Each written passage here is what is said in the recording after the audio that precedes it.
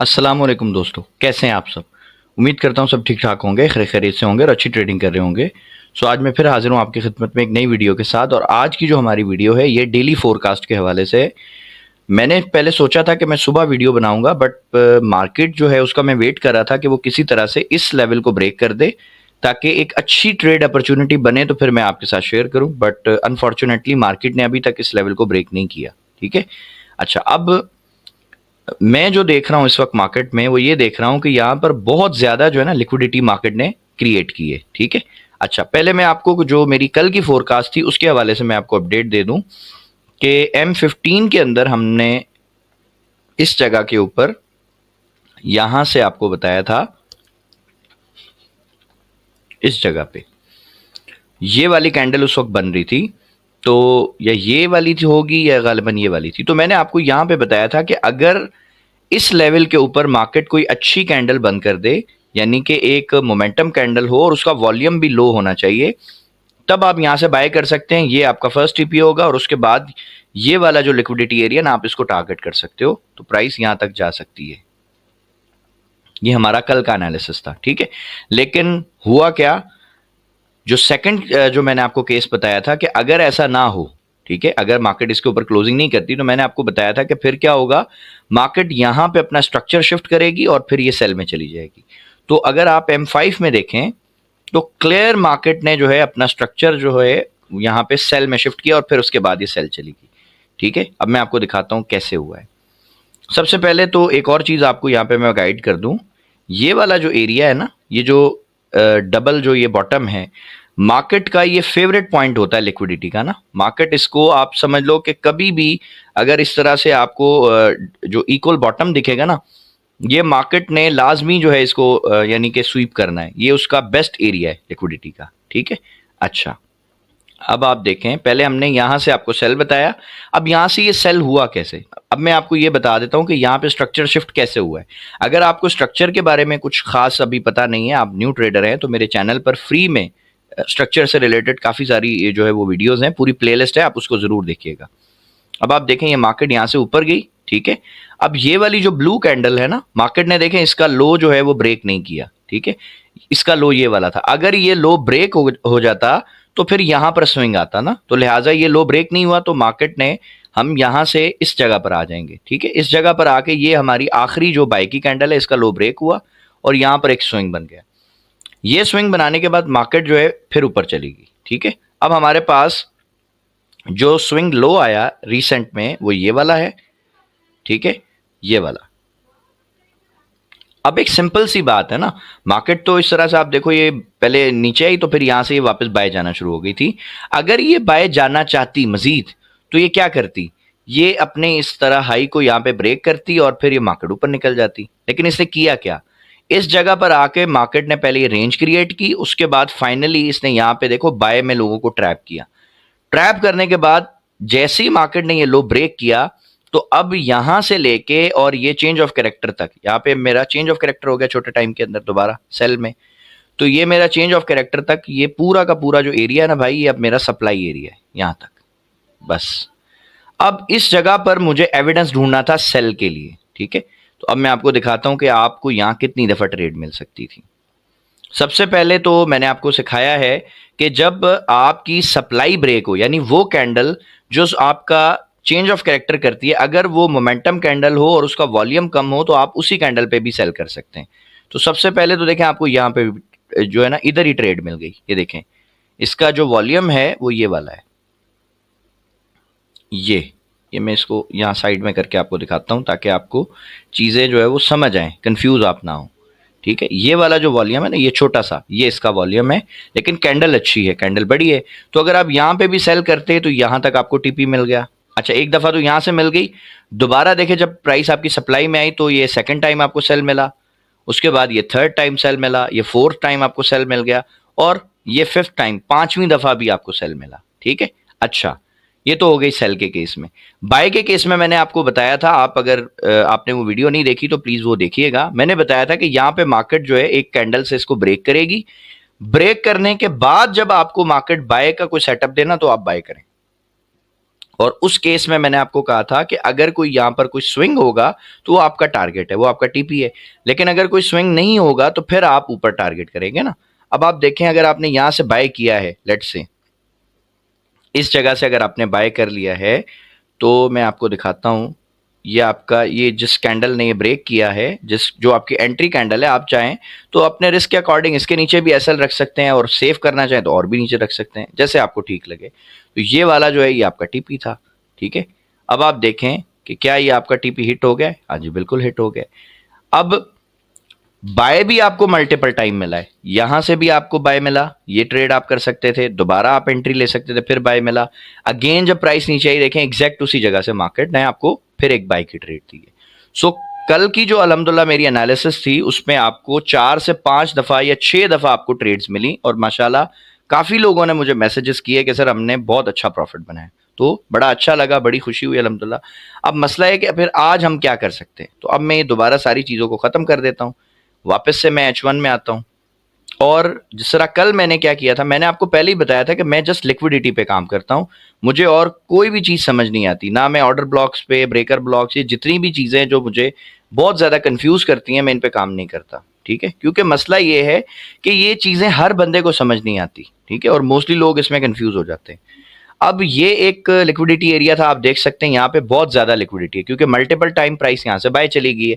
अब प्रॉब्लम ये है कि जो यहाँ पे कैंडल्स बन रही है ना, आप देखें इनमें कोई खास वॉल्यूम नहीं है, ठीक है, कोई अच्छी कोई पावर भी नहीं दिख रही। इसका मतलब है यहाँ पर जो रिटेलर हैं, जो छोटे ट्रेडर्स, जिनको, जो हमारे जैसे, आपके जैसे जो छोटे ट्रेडर्स हैं, उन लोगों ने यहाँ से मल्टीपल टाइम बाय किया होगा और यहाँ से सेल भी किया होगा। तो इससे हमें ये चीज समझ आ गई है कि इस पूरे एरिया के ऊपर स्टॉप लॉसेस भी हैं, ये सबका हाई यही लगता है ना। तो आप ये समझ लें कि इस लाइन के ऊपर बहुत ज्यादा स्टॉप लॉसेस जनरेट हो गए होंगे सेलर्स के, और इस लाइन के नीचे बहुत ज्यादा स्टॉप लॉसेस जनरेट हो गए हैं बायर्स के। अब प्राइस क्या कर सकती है? ठीक है, प्राइस दो काम कर सकती है, दो या तीन केस जो भी बन सकेगा, मैं भी आपको वो गाइड कर देता हूँ इंशाल्लाह। अच्छा, अगर आप मेरे चैनल पे नए हैं तो मैं रिक्वेस्ट करूंगा आप प्लीज मेरे चैनल को सब्सक्राइब कर लें, ताकि, और बेल आइकॉन भी दबाएं, ताकि हर मेरी नए आने वाली वीडियो जो है उसका नोटिफिकेशन आपको मिल सके, ठीक है। और अगर आप प्रॉपर ट्रेडिंग को सीखना चाहते हैं तो स्क्रीन के ऊपर आपको मेरा नंबर नजर आ रहा होगा, आप मुझसे रब्ता कर सकते हैं व्हाट्सएप पे। बहुत ही कम प्राइस में, यानी जस्ट $60 के अंदर अल्हम्दुलिल्लाह, अगर आपको बिल्कुल भी ट्रेडिंग के बारे में कुछ नहीं पता, तो आपको जीरो से लेके एक प्रो लेवल की ट्रेडिंग तक सिखा दिया जाएगा। और जस्ट 6 वीक्स का ये कोर्स है, बस कोई बहुत लंबा चौड़ा प्रोग्राम नहीं है, ठीक है। अच्छा, अब देखें, ये एक हमें ये वाली हमारी जो लाइन है, यहाँ पर हमें पता चल गया कि जिन लोगों ने बाय किया उनके स्टॉप लॉसेस इधर हैं, यहां पर जिन लोगों ने सेल किया उनके स्टॉप लॉसेस इधर है। अब प्राइस करेगी क्या? ठीक है, मुझे ये लग रहा है, मेरा एक पर्सनली जो ओपिनियन है वो ये है कि प्राइस यहां से तेजी से हो सकता है नीचे आए इस लाइन तक, या इसको भी ब्रेक कर दे, ठीक है। जो मेरा आइडियल सेटअप है ना, मैं वो आपसे दोबारा शेयर कर देता हूं, ठीक है। यहां पर मैं चाहता हूं एक बड़ी कैंडल बने, काफी बड़े लेवल की, मतलब एक अच्छी हेल्दी जो है ना एक कैंडल बने रेड कलर की, क्योंकि आपको पता है जो सेल की कैंडल है उसका कलर रेड होता है। और ये सेल की कैंडल बन के यहां पर मार्केट जो है ना वो सेल के एविडेंस दे, यानी आपको ये सोचने पे मजबूर कर दे कि भाई यहां से प्राइस ने सेल ही जाना है, बाय नहीं जाना, ठीक है। जब इस तरह का आपको सेटअप दिखेगा ना, तो मेरे भाई उस सेटअप पे आपने ट्रेड नहीं लेनी। ये सेटअप देखने के बाद आपने फिर बाय की रीजन तलाश करनी है। मसलन कैसे हो, फर्ज करें इस तरह से एक कैंडल बने, यहां पे एक और ऐसी छोटी कैंडल बन जाए, और फिर यहां पर कोई इस तरह से कोई बाय की अच्छी कैंडल बन जाए, ठीक है, ऐसी कोई बाय का कोई अच्छा सा यहाँ पे एक सेटअप बन जाए। वो अगर इस तरह की इंगल्फिंग कैंडल कोई होती है वो भी ठीक है, बेस्ट है। लेकिन अगर इंगल्फिंग नहीं होती, या कोई इस तरह से कोई डोजी आपको मिल जाती है जिसकी विक जो है वो काफी नीचे तक चली जाए इस तरह से, तो आप इस तरह की कोई भी आपको अच्छी कैंडल मिल जाए ना बाय की, तो आप बाय कर सकते हैं, ठीक है। और आपका जो टीपी होगा ना, अगर प्राइस डायरेक्ट मतलब नीचे आ जाती है और इसको हिट नहीं करती, तो यहां पे जब आपको बाय मिलेगा ना, तो मेरे भाई जो फर्स्ट आपका टीपी बनेगा ना वो ये वाला बन सकता है। क्यों ये बन सकता है? क्योंकि भाई यहां पे लिक्विडिटी और प्राइस इसको नहीं छोड़ेगी, प्राइस बहुत ज्यादा चांसेस है कि वो इसको हिट कर देगी, ठीक है। अच्छा, ये तो हो गया जी पहला केस। अब इमेजिन करते हैं कि ऐसा नहीं होता, फिर क्या होगा जी, वो भी अभी हम डिस्कस कर लेते हैं।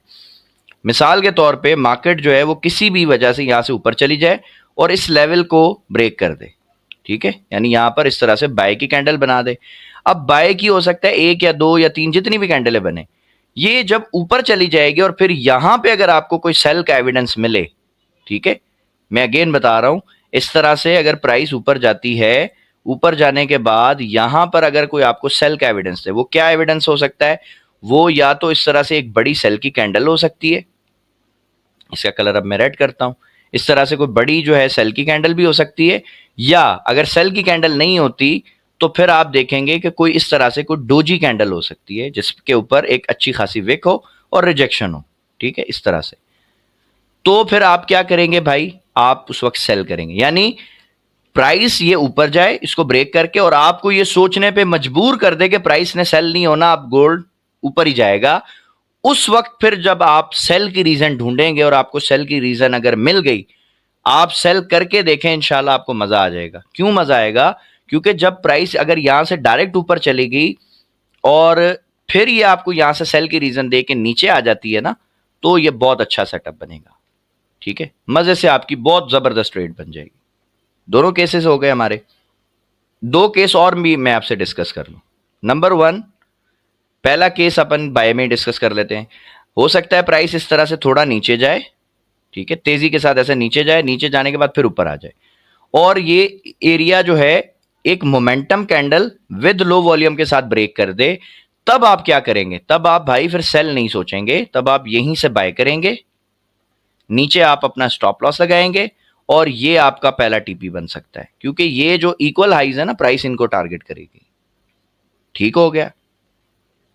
सेकंड नंबर पर अगर प्राइस जो है इस एरिया को ब्रेक करती है, जो कि मुझे लग रहा है कि अभी इंशाल्लाह हो सकता है ये ब्रेक हो जाए, अगर ये एरिया ब्रेक होता है किसी मोमेंटम कैंडल के साथ विद लो वॉल्यूम, इस तरह से अगर कोई मोमेंटम कैंडल होती है, अच्छी कैंडल होती है और उसका वॉल्यूम भी लो होता है, ठीक है, इसका कलर भी मैं रेड कर देता हूं, ये इसका मैंने रेड कलर कर दिया, ये मोमेंटम कैंडल के साथ इसको ब्रेक करे विद लो वॉल्यूम, ये वॉल्यूम जो आप देख रहे हैं ना, ये छोटे वॉल्यूम होने चाहिए बस। तो फिर आप क्या करेंगे? फिर आप यहां से सेल लगाएंगे, जिस कैंडल ने ब्रेक किया होगा उसके ऊपर या उससे पिछली कैंडल के ऊपर आप जस्ट अपना एसएल लगा देंगे, और ये वाला जो लो है ना, ये आपका फर्स्ट टीपी बनेगा। ठीक हो गया।